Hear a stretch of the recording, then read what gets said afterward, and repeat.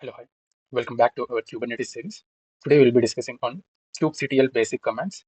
I will be covering what exactly is kubectl and why exactly kubectl is essential, and the common structure of using the kubectl commands, and the quite as well as popular commands like get command, describe, create, apply, delete, and scale, and some debugging commands like logs, describe command, and how exactly the kubectl workflow will be.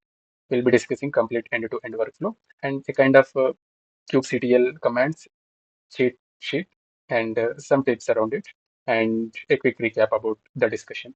So without further ado, let's enter into the video and have a discussion around it. So here it is very much essential to understand the CLI tool for every DevOps engineer, especially the commands like get, apply, delete, describe, logs. You need to know how exactly this works, what exactly this means. Okay, this is how exactly the output looks like. Okay, the example output. I will be deep diving into one each and every one, every command in detail and output also. Now, let us first understand what is kubectl. So, kubectl is the tool basically. Okay, CLI tool. It is the command line tool for Kubernetes, especially for to talking with the Kubernetes clusters from the terminal itself. What it does was it basically sends a request to the API server. Each and every kubectl command is the HTTP request or HTTP call to the API server under the hood.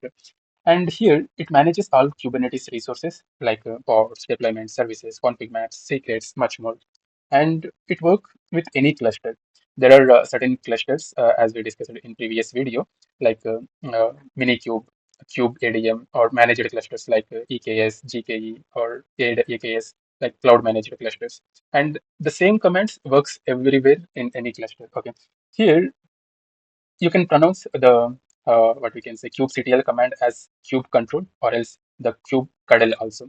It has widely used synonyms for that particular kubectl command. Okay, so here is how exactly kubectl works. Whenever whatever we just discussed here is same in the diagrammatic representation way. Okay, first the user, as let's say you calculate, I mean you type a command kubectl. Okay, kubectl command here it sends a HTTP request to the from the to the kubectl CLI, and it will formats and it will send a request which is a REST API call to the API server, and it validates as well as process that particular request, and it will act on the cluster like final action what need to be done. Okay, and it will perform the actual action and it will get the response. And let's say if it is you need to create a kind of node or else you need to create a deployment, then everything is done, and then it will again sends the response back. Okay, this is how exactly the flow of kubectl command. Okay, and it won't sense, it just does the actual job. Okay, that's it. Now let us understand or deep dive into why exactly the kubectl is essential. Okay, why it matters. So the main thing was main control interface for the this is the main control interface for the Kubernetes. So obviously without a Kubernetes you cannot have a easy management of the cluster. Okay, and especially for deploying the applications, let's say if you wanted to push a new application version or scale the replicas and manage the rollouts on one command, this will help us. Okay, and also it will check the cluster status also. So instantly it will say the what exactly is running and what is failing and what is the resource usage, health checkup. Everything can be, we can check from this CLI command only. And also especially for troubleshooting and let's say if you wanted to view the logs or you want to interact with the container or describe the resources to find the root causes. And especially for the interviews, obviously each and every Kubernetes interview will attest your kubectl knowledge and your real-time debugging skills also. Okay, so this is why exactly it matters, the kubectl. Okay, one was for deploying, monitoring, debugging, and managing, like creating, deleting the resource or deployments. Okay, and now let us see the actual syntax for the kubectl command. Okay, this is the kubectl command structure. Basically, this is the high-level format. Okay, first thing was kubectl. It is the uh, what we can say CLI tool name itself. Okay, and the next thing was action. Action is basically there are certain actions like get, apply, delete, describe, logs. We'll be discussing more about that. And what exactly the resource after the action? The resource. Resource in the sense there are resources like the pods, nodes, services, deployments. In that deployments also there are multiple types. In the services also there are multiple types like cluster IP, node port, load balancers like that. Okay, and that particular resource will come into picture. And then the name, whatever the, let's say if you are using the resource as pod, you need to specify the pod name. Okay, or else the deployment name, service name. Okay, and then the flags like hyphen f, hyphen m, n, hyphen o for getting wide output, and hyphen all for showing all the information, hyphen n for defining the namespace.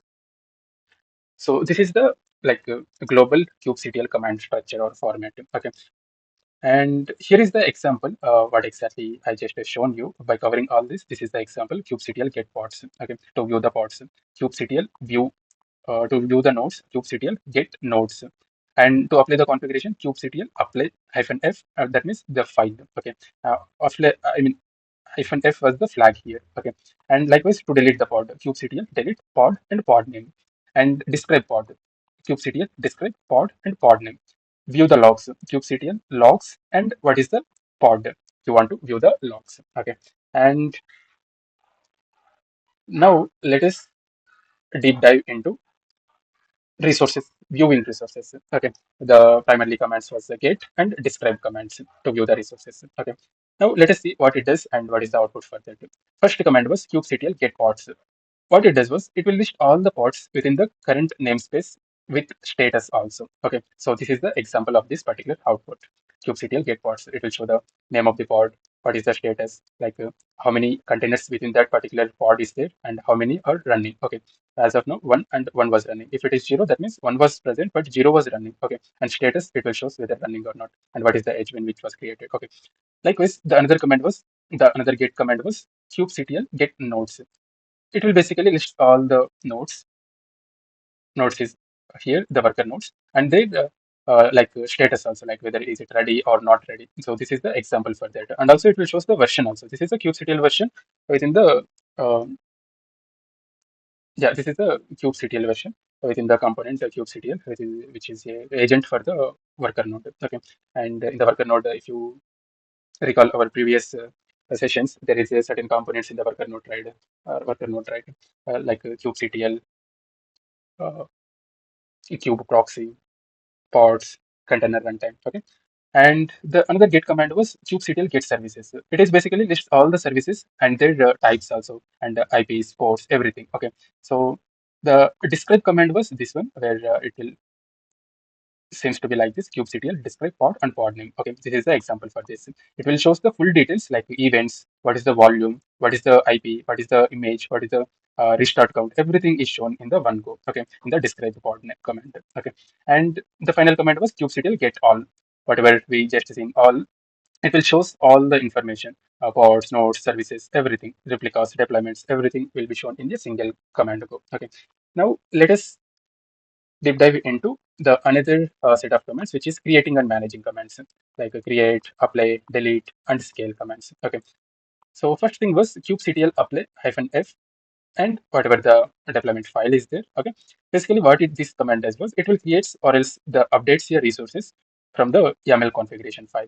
So this is the like output just equals this particular deployment was created. Okay, if you say apply, and there is a one more command with the create also. So create is basically quickly creates a deployment from the command line. Okay, and here the output shows like this. Okay, and the other command was the delete, basically to remove the specific resource permanently. Kubectl delete pod, and what is the pod name? That resource permanently is deleted. Okay, so and then the next command was kubectl scale replicas you are specifying 5. If the replicas earlier was 3, then that will be scaled to 5. If earlier it was 7, then that will be compressed to 5. Okay. And uh, it will perform the action instantly. So this is the example command. Okay. So here one important tip here was prefer kubectl apply over create. Why? Because apply is idempotent and it is safe to run multiple times. Why? Because whenever you run create multiple times, if it is already the deployment is already present, then it will show you error. If it is apply, then it will. If it is not available the deployment, then that will create. If it is available, then that will show the status. If it is just apply update, then that will obviously apply the changes accordingly. Okay, And now let us deep dive into troubleshooting commands.